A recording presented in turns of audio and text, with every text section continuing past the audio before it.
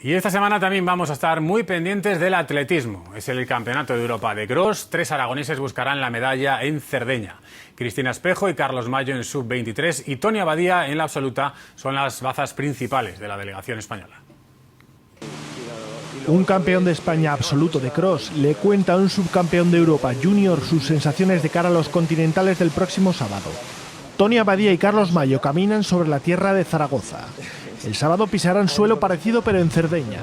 Ambos son las referencias de la selección española. El líder espiritual a lo mejor, ¿no?, de ese equipo nacional. Con ganas sobre todo ya de competir y de que den fruto esas semanas de entrenamiento duro. Tony fue el primer europeo en el prestigioso cross de Atapuerca. 2 semanas después su estado de forma ha mejorado. El 1 de septiembre estaba saliendo de quirófano por la operación de la vesícula. Las sensaciones han ido prácticamente muy bien, en progresión y bueno, mucho mejor de lo esperado.